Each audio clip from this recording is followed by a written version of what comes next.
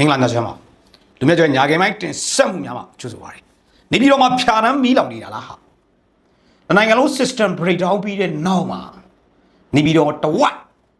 ဖြာတန်းမီးလောင်နေပါလေမင်းတို့ပြောတယ်နော်လူမျိုးကျော်အာနာဘောချက်ကိုစုပြုံတိုက်ကြားဆိုတဲ့မဟာပြောနံပါတ်1နေပြည်တော်ကိုငါတို့တိုက်မယ်တော့လို့ပြောတာကိုမခံလေးစားလှုပ်တဲ့ကောင်ကြီးအခုတော့ဖြာတန်းမီးလောင်ပြီးနေပြည်တော်လူဖမ်းပွဲကြီးလုပ်နေပြီလားမလိန်နဲ့တော့မနေ့ကလည်းထပ်ပြောသေးတယ်တနေ့ကလည်းပြောထားသေးတယ်အာနာဘိုချက်ကိုစုပြုံတိုက်မယ်နေပြီးတော့မင်းတို့ချမ်းပါတွေဖွင့်လာအရောက်နေလို့တေချာပြောပြတာတော့ကိုမခန့်လေးစားလို့တော့မင်းတို့အာနာဘိုချက်ကိုစုပြုံတိုက်ဖို့မတဲ့ပြူတာဖြစ်လာမယ်လုံအောင်ကာတာ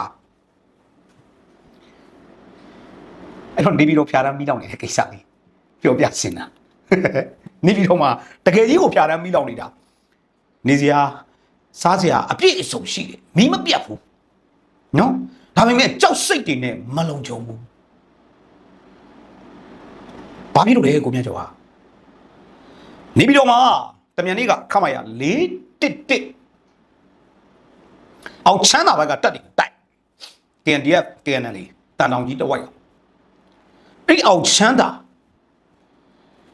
တကြိမ်အုပ်စုအောင်ချမ်းသာကြီးရွာ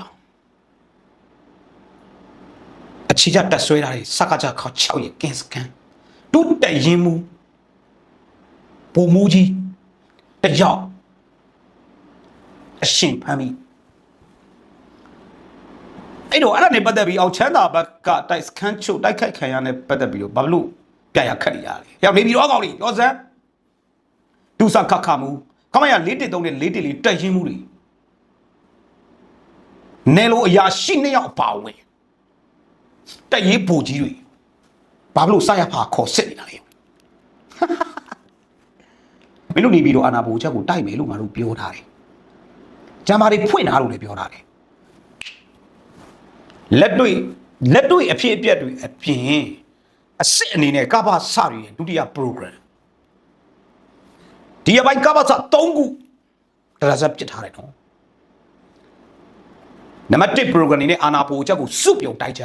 နံပါတ်2ကပ္ပစရီဝိုင်းရန်ပိတ်ဆို့ပြစ်ခတ်တိုက်ခတ်ကြနံပါတ်3တရုတ်အကျိုးစီးပွား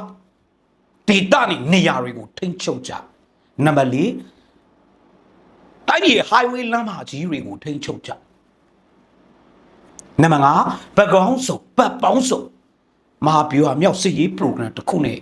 ခပ်ပြင်းပြခတ်ချချမ်းစစ်တပ်ကိုထိုးစစ်ဆင်ကြ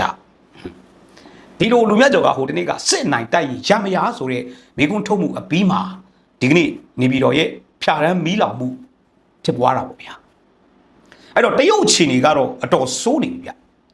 ဝန်ကြီးကမင်းအောင်လိုက်စီလာပြီးဗါတဲ့မြန်မာအစိုးရမင်းအောင်လိုက်ဖွဲ့ကိုထောက်ခံပါတယ်ကူညီပါမယ်ဆက်လက်ဝင်းရံပါမယ်ဘာညာတရကအဲ့ဒါစိုးတာကတိန်ဒီတီဘောကွမ်းလုံတကြောမှာဗမာပတ်စံတွေတုံးမရတော့တရုတ်ဇက်သွင်းပြီးတရုတ်ချွန်လို့ကို MNDAA ကအဓိကစူးစမ်းလာတော့တွေ့ရတယ်အဲ့ဒီအကြောင်းအခြေတုံးကိုမနှက်ဖြတ်ပါကျွန်တော်ပြောမယ်ဒီပဋိမှာတော့အရသာရှိရှိနဲ့နေပြီးတော့ဖြာတန်းမီးလောင်တဲ့ကိစ္စကိုတည်တည်ချာချာပြောပြချင်တာအဲ့တော့နေပြီးတော့ဖြာတန်းမီးလောင်ရုံနေမကဘူးရခိုင်မှာကန်းတက်ပြီးတိုက်မယ်ဆိုပြီးဂုံစာနေတဲ့ကောင်ကြီးနုံနစ်ပြီးတော့ပြမလွဲအခြေအနေဖြစ်နေတာကိုကြားချင်ကြသေးလားအဲ့တော့ဒီအပိုင်းမှာငပလီတကြောကိုဖတ်စစ်တဲ့ပတ်ဆက်ဆက်ကဘာစစ်ဖြစ်တယ်လို့ဘုံကျဲနေတယ်။အားကြောင့်လဲဆိုတော့အာယုံလွှဲချင်တာပေါ့ဗျ။ရှောက်ဖြူပါရင်ဒီကောင်တွေတရုတ်ကနဗန်ကျင်းပြီးဖနက်တိုက်ခိုင်းရမယ်ဘွာရောက်သွားလိမ့်မယ်။အဲ့တော့ကြောက်ဖြူနဲ့စစ်တွေကိုအရခတ်တော်ကြီးတိုက်မရအောင်ငပလီတကြောကိုဘုံကျဲပြနေတယ်။အဲ့တော့အေကအရခတ်တော်ကြီးတက်မှုချုပ်ထုံးမြင့်နိုင်ကတနေ့အတွင်းအကုန်သိမ့်မယ်လို့ရာဇသံထုတ်ပြီးတဲ့နောက်ပိုင်းမှာရခိုင်ပြည်နယ်မှာမြို့တွေရောတောတွေရောစစ်ဘက်တွေရောအရက်ဘက်တွေရောဝလုံးချီရန်ကိုဘုံကျဲနေတာအုပ်စုလိုက်ဘုံကျဲနေတဲ့ပုံစံကိုတုံးလာတယ်ဖြူအရပြောမယ်ဆိုတော့လူလူကိုကစင်ကလေးဖြစ်အောင်ရည်ရွယ်ချက်တစ်ခုရှိလို့စစ်မြူတလူလို့တော်လိုင်းတက်တွေပေါ့အရခတ်တော်အေးကိုပြည်သူလူထုကဘုံကျဲခံရမှုကြောင့်စစ်ဘေးရှောင်တော့ဝင်ဖို့ဖြစ်ချင်တဲ့ပုံစံလိုမျိုးဒီဒီဇိုင်းပါပဲကျွန်တော်တူတူမဟုတ်ပါဘူးဒါတွေက easy ပါမတက်နိုင်ဘူး စစ်ပွဲဆင်နွှဲနေတာလာရအောင်မှာပန်ခင်လန်ရှောက်နေတာမဟုတ်တဲ့အတွက်တိုင်းပြည်လုံးကပြည်သူလူထုကခိတ္တခဏသီးခံပေးပါအရေးလိုချင်နေပူတွေကရှောက်တစ်ပင်အောက်ကိုရောက်မှအရေးရတာဘူးဗျနေပူရှောက်တဲ့ခဏတာကာလမှာတပ်ပြင်းလေးတွေခြာရင်းနဲ့ပဲခြေလက်မှန်မှန်နဲ့တွားကြရအောင်အဲ့တော့ရခိုင်ရိုးမပဲခူးရိုးမရခိုင်ရိုးမကနေပဲခူးရိုးမစီတို့ပေါ့ဗျာနော်အဲ့တော့ရခိုင်ရိုးမကနေပြီးတော့ပဲခူးရိုးမဘက်ကနေပြီးတော့ AR တိုင်းကလာမယ်လို့စဉ်းစားပြီးရေချောင်းဖိတုံးတာကိုလည်းတွေ့ရတယ်ခက်တာကလေမင်းတို့မြင်ဘူးနေတဲ့အမေရိကန်စစ်ကားတွေက Navy SEAL ကိုစောက်သုံးကြတဲ့ကောင်ဗမာစစ်တပ်မှာတကောင်းမှမရှိဘူးမင်းတို့လေ့ကျင့်ခဲ့တယ်ဆိုတာ AR တိုင်းကသဲတောင်မြင်နေပါကွာရခိုင်လိုချောင်းနေမြောင်းနေမှာမဟုတ်ရခိုင်မင်းတို့ကန်းတက်ကြည့်လိုက်ရန်တတိရှင်ကန်းတက်ကြည့်လိုက်ရန်ပြင်မလွဲအနေထားနဲ့ဒူးကောင်းနုံနစ်ပြီးငုတ်တုတ်မသာပေါ်သွားမဲ့ဘွားကိုရောက်ကိုရောက်လိမ့်မယ်မယုံကြည်အဲ့တော့ငပလီလိုနေရာမျိုးကိုတော့ကန်းတက်ဖို့လွယ်တာပေါ့ကွာသဲတောင်မြင်ဆိုတော့ဒါပေမဲ့တက်လာခဲ့စမ်းပါကြည်ကွယ်ဟင်းလေးမြည်တယ်မှာကွာအာရခတက်တော်အေးနဲ့တပ်ပေါင်းစုတွေကတကောင်ချင်းဘယ်ကောက်ကိုရွေးပြစ်မလဲဆိုတော့ကန်ဆန်းပဲဖောက်ရတယ်ဘွားရောက်ကိုရောက်သွားမယ်နော်အဲ့တော့လက်တွေ့စစ်မြေပြင်မှာဖက်စစ်တပ်ဟာအာရခတက်တော်အေးနဲ့ပတ်သက်ပြီးတော့ပင်လယ်ပြင်ဗတ်ချမ်းဖြစ်တဲ့တန်တော်ရဲ့ခွာစစ်တွေမောင်းတော့ဒီဘက်ကနေပြီးတော့ရေချောင်းစစ်စင်ကြီးတောင်ကုတ်ဘက်ကိုပို့ပြီးတော့အာယုံစိုက်မယ်ဆိုတဲ့အခြေအနေမျိုးကိုတွေ့ရတယ်ရခိုင်ပြည်နယ်တောင်ပိုင်းပေါ့ဗျာရခိုင်ပြည်နယ်တောင်ပိုင်းမှာက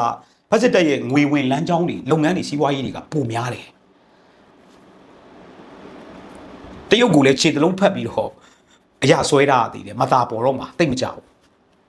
အဲ့တော့ကန်းတက်တိုက်မယ်ပြောတော့လွယ်သလားဆိုတော့တခုကျွန်တော်မေးချင်တာတတိရှိတဲ့ကောင်စစ်လုံးပြီးတဲ့ကောင်တက်လာခဲ့လေကြောင်းနဲ့အရင်ရှင်းမယ် drone နဲ့ရေတက်ကပြစ်ကူပြီးကန်းတက်မယ်ဒီဒီဇိုင်းပေါ့ရိုးနေပြီးတော့ easy coding နေတာတွေကအဲ့တော့မင်းတို့တက်ပါမယ်ဆိုတဲ့နေရာတွေမှာလေစနိုက်ပါတွေရေမြုံမုံဘုံတွေ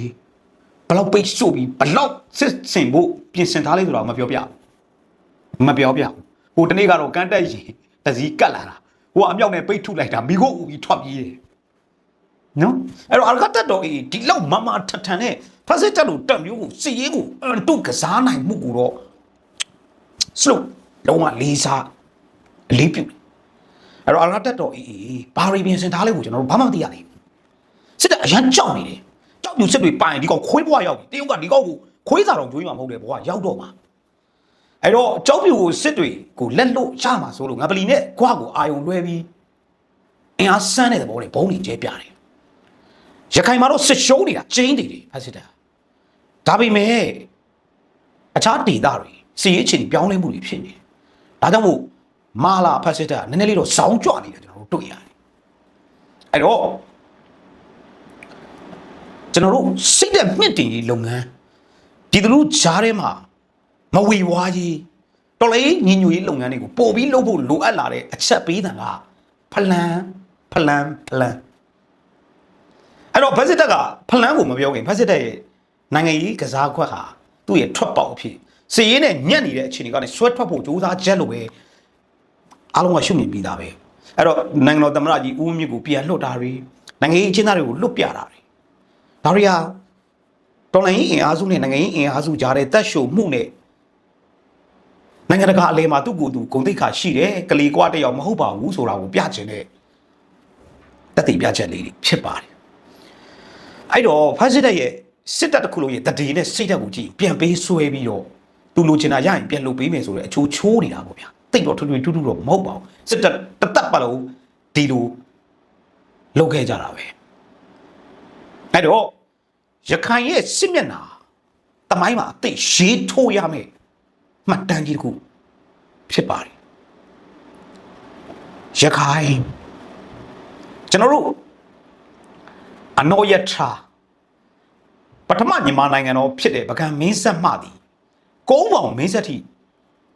ရခိုင်တွေကိုဒီကိုနန်းကိုကျနန်းနဲ့တက်တော်ဘိုလ်တို့နဲ့နေခဲ့ကြတဲ့တမိုင်းမနေ့ကမြန်မာနိုင်ငံကြီးတမိုင်းအချင်းလေးကိုကျွန်တော်ဖတ်ကြည့်တော့ကျွန်တော်တို့ဗကံပထမမြန်မာနိုင်ငံတော်နှစ်ပေါင်း250မင်းဆက်ဆက်ဒုတိယမြန်မာနိုင်ငံတော်ဖြစ်တဲ့ဟန်တာဝတီတောင်မူအင်ပါရာဘရင်တော်တပင်ရွှေဒီခေတ်တတိယအင်ပါရာကတော့ allow me တရားရဲ့ကုန်းပုံမိတ်ဆက်အဲ့ဒီယာစုနှစ်တွေပါရခိုင်တွေရဲ့ဇာတိတွေးဇာတိမှန်တဲ့ကိုမင်းကိုချင်းကိုချင်းချင်းမှုကိုဘာသာစကားနဲ့ခိုင်ခိုင်မာမာရှင်သန်နေထိုင်ခဲ့ကြတာကိုတော့တွေ့ရတယ်အဲ့ဒီပထမမြန်မာနိုင်ငံတော်ဒုတိယမြန်မာနိုင်ငံတော်တတိယမြန်မာနိုင်ငံတော်ဆိုတဲ့ emperor ခင်မှာတော့ရခိုင်ကိုတိတိကျကျမထိန်ချုပ်နိုင်တိတိကျကျမထိန်ချုပ်နိုင်အဲ့ဒါကြီးရှိသွားမယ်ပြောရင်နော်နောက်ရက်တွေတော့ကျွန်တော်ပြောပြအဲ့တော့အရခတ်တက်တော် AA က21ရာစုရဲ့တမိုင်းတစ်ကိုရေးထိုးမယ်ရခိုင်နိုင်ငံတော်တမိုင်းဒီနေ့တွေ့နေရပါပြီလို့ဟာအဲ့လိုတွေမင်းကပြောနေတယ်လူမြတ်ကျော်ဟေ့အောင်ငါတို့စစ်တပ်ကဟေ့အောင်ဖလန်းကိုတိမ့်လိုက်ပြီကွာဘာဖြစ်တယ်ညာဖြစ်တယ်ကုန်းစားညာမင်းတို့မရှက်ဘူးလားဖလန်းကိုတိမ့်လိုက်တယ်ဆိုတော့ကွာမင်းတို့အင်မတန်ရှက်စရာကောင်းတယ်ကိုဖော်ပြလိုက်တာဟာဘာလဲဗျတော်လိုင်းရေးသမားတွေကမေးပြီစစ်တပ်ကတိမ့်သွားတာလေကိုလူမြတ်ကျော်ကဘာလို့ရှက်ကမှာလဲကျွန်တော်တို့ပြန်လေးပေးရတယ်ပါ6လလောက်ကွာနေတိုင်းလေနဲ့ဘုံကျဲနေတာဖလန်းမြို့လေးရဖို့အတွက်ချင်းပြည်နယ်တောင်ပိုင်းနဲ့မြောက်ပိုင်းဆက်လာတဲ့ဖလန်းမြို့လေရင်ခွင်းရှိတဲ့မြို့အဲ့ဖလန်းမြို့ကိုစီစီနဲ့စီဘီဆိုတဲ့ချင်းတပ်ဖွဲ့တွေကလွန်ခဲ့သောတစ်နှစ်ကျော်ကသိမ်းပိုက်ထားခဲ့ပါတယ်အဲ့လိုသိမ်းပိုက်တာတွေပတ်သက်ပြီးတော့အညာသားတွေလည်းပါခဲ့ကြတယ်ဗျလွန်ခဲ့သောတစ်နှစ်ကျော်လောက်9လလောက်တိုက်စစ်ထိုးစစ်ဆင်ပြီးဒီမြို့ကိုသိမ်းခဲ့တာ BNR ဆိုတဲ့ဘုံတကားတပ်ဖွဲ့လေးပါဝင်တယ်လို့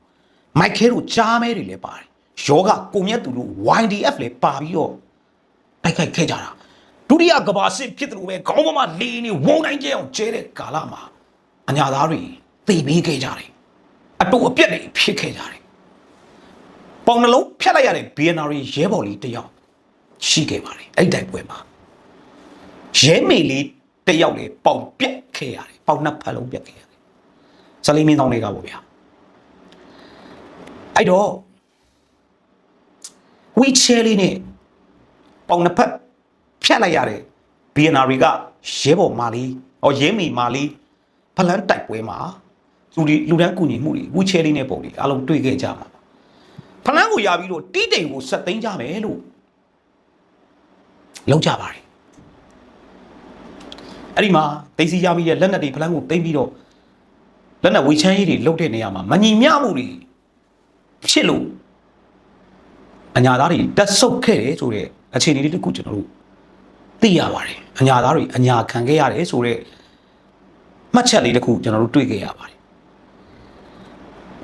နောက်ပိုင်းမှာတော့ CB နဲ့ CC ဖလန်းကိစ္စအခြေတင်ဖြစ်ပြီးနားလည်မှုလွဲကြတယ်နောက်ပိုင်း CB လား CC လားတော့ NUG နဲ့ပေါင်းပြီးတကာလာပေါ့ဖလန်းကိုပြန်ပြီးတော့စစ်တပ်ကရသွားတယ်ဒါပေမဲ့အဲ့ဒီအချက်ကလေစစ်တပ်ဖလန်းကိုပြန်ရတယ်ဆိုတာလွယ်ကူကူတော့ဟုတ်မနေဘူးဆိုတာကျွန်တော်ဒီနေရာကနေပြောချင်တယ်ဖလန်းမြို့သိမ်းတိုက်ပွဲစင်ရွဲတုန်းကအခြေအနေတွေကိုပြောသလိုဖလန်းမြို့ကိုမကြရေးအတွက်6လကျော်လောက်နေ့စဉ်နေတိုင်းလီမြန်နေနဲ့တရဆက်ဘုံကျဲတွေဂျားတွေက6လ9လကျော်6လလောက်ခုခံထားနိုင်တဲ့ဖလန်းကချင်းတပ်ဖွဲ့တယောက်ချင်းစီတိုင်းကိုတော့ဒီနေရာမှာကျွန်တော်လေးလေးစားစားဂုဏ်ပြုခဲ့ရစီစစ်ရဲ့သဘောဆိုတာက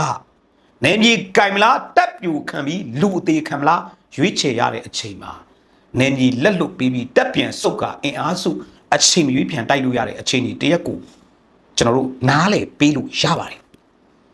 ဘကိုးရိုးမှာဘကဘာပေါ့ဗျာဘကိုးဒီပါမထက်တော့ပါဘကိုးရိုးမှာကြီးကိုကင်နာမလားတက်ဆုတ်ပြီးတော့နေမြေကင်မလားမြေကင်မလားလူသေးခံပြီးတော့ခုခံမလားမြေကိုလက်မလို့ပဲကင်နာပြီးခုခံစစ်ဆင်နွှဲတဲ့အချိန်မှာဘကဘာ3000ကျော်လောက်ကြားတယ်မြေလေးလက်လွတ်လိုက်ရတယ်အဲ့ဒီမှာဘကဘာစပြိုတယ်ဆိုတဲ့အကြောင်းအရာလေးတွေကျွန်တော်ဖတ်ခဲ့ပုံတယ်ဆိုတော့မြေကိုကင်နာမလားမြေကင်ပြီးခုခံစစ်ကြီးဆင်နွှဲပြီးတော့ကိုတက်အနာခံအပြုတ်ခံလှုပ်လားမြေကိုလက်လွတ်ပြီးအင်အားပြန်စုအစမတန်ရုပ်မှာရိုင်းဆိုင်တဲ့ကဘာစစ်တပွဲလီမြန်နှိမ့်စင်သုံး drone တွေနဲ့ကျဲပြည်သူစစ်တွေကိုမွေးစေကျွေးပြီးတော့6လလောက်တိုက်လို့ရတယ်တိုက်မှရတယ်ကဘာအစစ်73စတန်ဒတ်အာမီဆိုတဲ့ထဲကကောင်းပြီးရှက်ဖို့ကောင်းတာကအဲ့ဒီချင်းတပ်ဖွဲ့တွေကလွန်ခဲ့တော့9နှစ်မှလက်နက်ကင်တိုက်ပွဲဝင်ခဲ့တယ်ဆိုတာပဲကျွန်တော်ကဒီနေရာမှာ ဖလန်းကိုပြန်ပေးလိုက်ရချင်းဖလန်းပြန်ရချင်းပြန်တိုက်မယ်ပြန်ဓာရီကိုတိတ်အဓိကအသက်ရှင်ရဲ့ကျွန်တော်တို့ရေးဖို့တွေအချိန်ပြည့်ပြန်လဲတုံ့ပြန်နိုင်စွမ်းရှိတဲ့အခြေအနေကိုပြန်တည်ဆောက်နိုင်ရမယ်9နှစ်ဖက်စစ်တဲ့ဘုံကျဲလာတယ်နော်လီမင်နဲ့ဘုံကျဲလာတယ်လေလုံးနဲ့ဘိန်းကချီးတင်တယ်ဆိုလို့ပဲအရှိန်ကုန်ရင်ရက်တန့်သွားမယ်အခြေအနေကိုကျွန်တော်ဆက်ဆောက်နေရမယ်မပူနဲ့အရှိန်ကုန်ရင်ရက်သွားလိမ့်မယ်ဒီနေ့ဒီဘုံကိုပပဆက်ဆက်ကျဲနေတော့ဒါပေမဲ့နောက်တော့ပါဆက်လုံနိုင်လေလေဘုံကျဲပြီးတော့နေပြင်ကစစ်ကြောင်းထိုးလေရင်ကဘုံကျဲဒီစစ်ဖြူဟာကိုကလွှဲရင်ကျွန်တော်သူ့မှာသုံးစရာမရှိတော့ထွက်ပေါက်အနေနဲ့ပေါ်တာဆွဲပြီးသူ့စစ်လုံထားတယ်အဲ့ဒါကိုဘယ်လိုရိုက်ချိုးမလဲလေဘုံကျဲမှုတွေအားနဲ့ရက်တန့်တော့ဘယ်လိုလုပ်လဲဒီနှစ်ချက်ကတော့ပထမအစမှာပြောခဲ့တဲ့အာနာဘိုချက်ကိုစုပြုံတိုင်းကပ္ပစရီပြစ်ခတ်တိုက်ခိုက်စုပြုံသိမ့်ပိုက်ကြ highway လမ်းนี่မှန်သမျှရနိုင်သမျှဖျက်တောက်ကြဗတ်ပေါင်းစုံနိုင်ငံလုံးဆိုင်ရာဗတ်ပေါင်းစုံထိုးစစ်ဗျူဟာမဟာ program တခုရေးဆွဲကြဆိုတဲ့တဲမှာထည့်သွင်းတဲ့လေကြောင်းတိုက်ခိုက်မှုတွေဘယ်လိုတုံ့ပြန်မလဲဘယ်လိုကာကွယ်မလဲလေကြောင်းတိုက်ပြမှုလေကြောင်းတိုက်ခိုက်မှုတွေနှိကွေးသွားအောင်ရက်တန့်သွားအောင်ဘယ်လို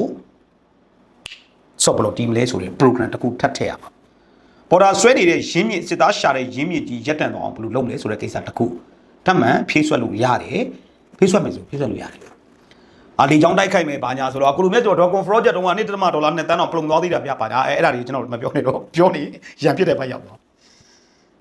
ဆိုတော့တခုကျွန်တော်တို့စဉ်းစားရမှာကဖလန်းကိစ္စမှာတိုင်းရင်ကနေဘာသာအဆင့်ကပေ3000လောက်အနက်ရှိတယ်ဗျဘာကနေဖလန်းပြန်တက်ဖို့ဆိုတော့လေအဲ့ဒီပေ3000ကျော်လောက်ကိုပြန်တက်ရတဲ့အနေအထားတခုဗျကြောက်တုံးနဲ့လိမ့်ချရင်တော့ရတယ်ဆိုတဲ့မှတ်ချက်တွေအောက်ငုံကြည့်လိုက်ရင်အသေးကိုအေးလို့ပထဝီအနေအထားရအတာစီရတဲ့အနေအထားမှာပြန်ပေးလိုက်တာဟာမညီညွတ်မှုတွေနဲ့အချင်းချင်းကွဲပြဲနေကြလို့ဆိုတဲ့အမှတ်ချက်တော့ရှိတယ်ဒါကိုသင်ခန်းစာယူပြီးဖလန်းနေတကွာရှင်းတပြည်နယ်လုံးကနေမြေတွေဘိုးဘွားပိုင်တဲ့အဖိုးအဖွားတွေရဲ့မြေအမိမြေကိုရှင်းတပ်ဖွဲ့တွေညီညီညွတ်နဲ့သိမ့်ပိုင်နိုင်လိမ့်မယ်လို့ယူဆတယ်ဖလန်းမြို့သိမ်းတိုက်ပွဲမှာလဲဂုံပြုတ်ခဲ့သလိုဖလန်းမြို့ကိုလက်လွတ်ရခြင်းအတွက်လဲချင်းရဲဘော်တွေတယောက်ချင်းစီတိုင်းကိုကျွန်တော်ဂုံယူပါတယ်ဘာကြောင့်လဲဆိုတော့စတန်ဒတ်အာမီဆိုပြီးကမ္ဘာအဆင့်73စစ်တပ်က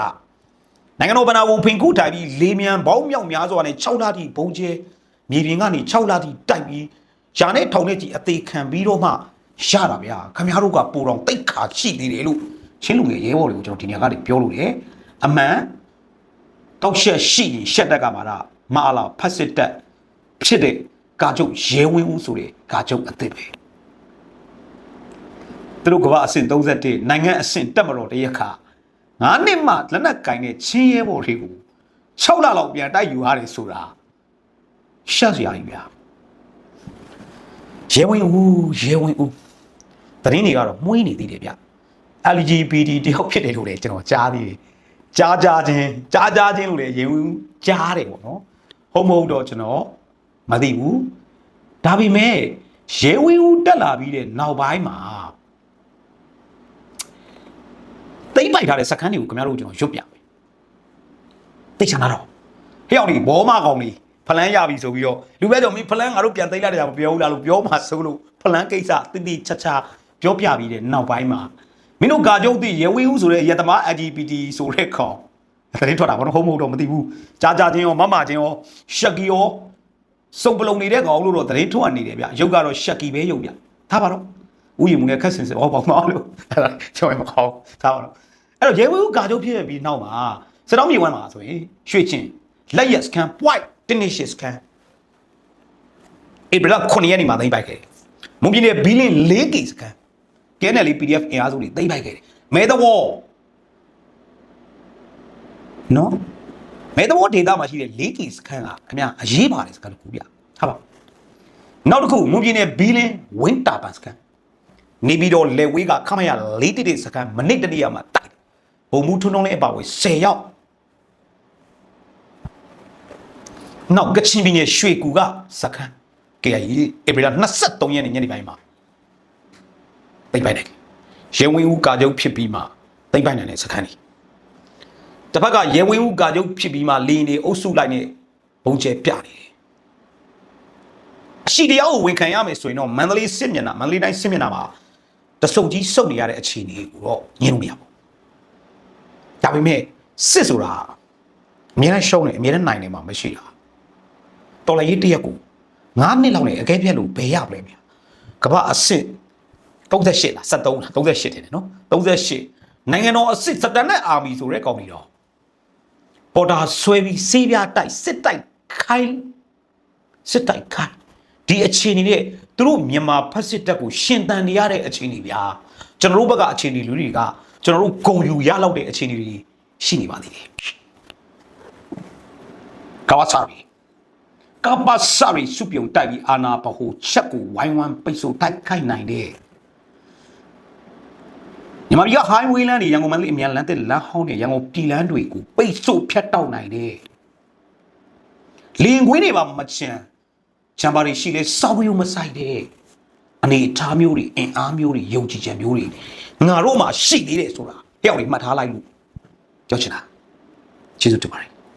subscribe ကိုနေခေါင်းကိုနေပေးချပေးကျွန်တော်ဗီဒီယို